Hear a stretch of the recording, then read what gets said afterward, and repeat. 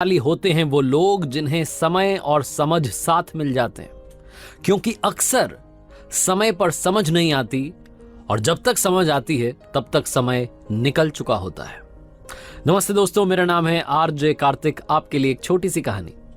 एक राजा बूढ़ा हो चला था। वो उम्र के इस पड़ाव में उत्सव मनाना चाहता था, अपने मित्र देश के राजाओं को बुलाना चाहता था, बड़ा कार्यक्रम करना चाहता था। उस कार्यक्रम की शोभा बढ़ाने के लिए उसने अपने राज्य की जो सबसे प्रसिद्ध नर्तकी थी उसको भी बुलाया, और उस कार्यक्रम में उसने अपने गुरुदेव को भी बुलाया जो उसके गुरुजी थे। कार्यक्रम शुरू हुआ। उस राजा ने अपने गुरुदेव को कुछ स्वर्ण मुद्राएं दी कि आप भी इस नर्तकी को पुरस्कृत कर दीजिएगा। शानदार सा रंगारंग प्रोग्राम चलने लगा दरबार में।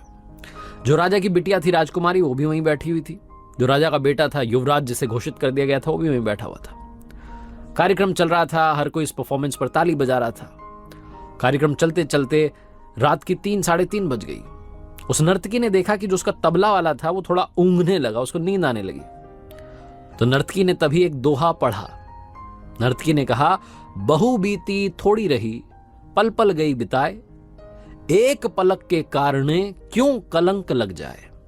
यानी कि एक बार अगर झपकी लग गई तो फिर कलंक लग जाएगा। तबले वाले को जगाना चाह रही थी कि भाई जागो, इतने अच्छे से सब कार्यक्रम हुआ है, तुम क्या गड़बड़ कर रहे हो। राजा को पता चल गया तो दंड मिलेगा। तबला वाला अचानक से चौंक गया। वो ढंग से अब तबला बजाने लगा, होश में आ गया। लेकिन उस दोहे का अर्थ सबने अलग अलग निकाला। कमाल ये हुआ कि वो जो गुरुदेव बैठे थे राजा के, उनके पास जितनी स्वर्ण मुद्राएं थी सारी ले जाकर के उस नर्तकी को दे दी। जो राजकुमारी बैठी थी उसने अपना 9 लखा का जो हार था वो ले जाकर के उस नर्तकी को गिफ्ट कर दिया।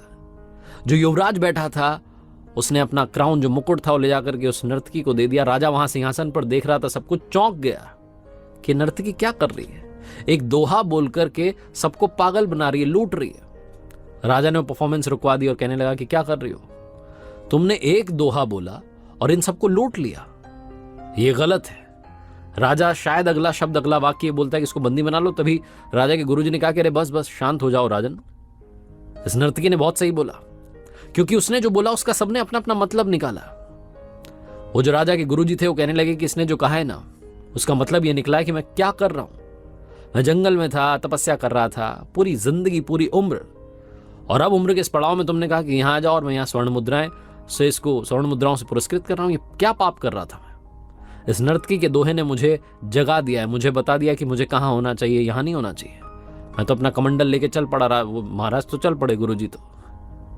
जो राजा की बिटिया थी वो कहने लगी कि पापा जी, पिताजी, मैंने भी इस दोहे का मतलब अपने हिसाब से निकाला है।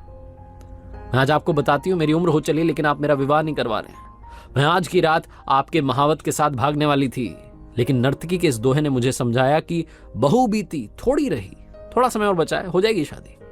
वो एक गलती की वजह से आप पर क्यों कलंक लगाऊं, इसलिए मैं रुक गई। मुझे अच्छी बुद्धि आ गई और मैंने वो 9 लखा हार इनको गिफ्ट कर दिया। जो युवराज था वो कहने लगा कि पिताजी, ऐसा ही कुछ मेरे साथ हुआ है। मेरी उम्र होती जा रही है, बड़ा होता जा रहा हूं, कब से इंतजार कर रहा हूं कि आप मुझे सिंहासन पर बैठाएंगे, आप बैठा ही नहीं रहे। आज की रात मैं सैनिकों के साथ मिलकर आपको मारने वाला था, मैं अगला महाराजा बनने वाला था, लेकिन नर्तकी के दोहे ने मुझे बताया कि कितना समय और बचा है, तुझे भी सिंहासन मिलेगा, सब्र रख। वो एक गलती की वजह से पिता का खून अपने ऊपर क्यों लेता है, पिता का ही खून क्यों करता है, ये कलंक क्यों अपने माथे लेता है। उस नर्तकी के दोहे ने मुझे समझा दिया। राजा की आंखें खुल गई। नर्तकी सोचने लगी कि उसके एक दोहे का मतलब सबने अपने अपने हिसाब से निकाल लिया, वो खुद क्या कर रही है। उसे खुद भी ये काम बंद करके कुछ और करना चाहिए। राजा को समझ में आ गया कि बहु बीती थोड़ी रही, ये एक गलती की वजह से कलंक क्यों लगा रहा हूं। राजा ने भी अपनी गलतियों को सुधारना शुरू किया। बेटी का विवाह करवा दिया उसकी पसंद के राजकुमार से। बेटे को सिंहासन सौंप दिया और खुद जंगल में चला गया संन्यास लेकर के। छोटी सी कहानी है, लेकिन ये दोहा समझाता है, बहु बीती थोड़ी रही, पल पल गई बिताए, एक पलक के कारणे क्यों कलंक लग जाए। लाइफ में हम बहुत पेशेंस के साथ, बहुत सब्र के साथ आगे बढ़ते हैं, अपनी मंजिल की तरफ बढ़ते हैं, अपने टारगेट को अचीव करने के लिए बढ़ते हैं। लेकिन कई बार हमें लगता है कि बस हमारा सब्र टूटने लगता है कि अरे बहुत हो गया, कुछ और करते हैं। बहु बीती थोड़ी रही, थोड़ा समय बचा है, थोड़ा सा और सब्र लेके चलिए, आप अपनी मंजिल तक पहुंच जाएंगे। एक बार फिर से कहना चाहता हूं, जो अक्सर कहता हूं, कर दिखाओ कुछ ऐसा कि दुनिया करना चाहे। आप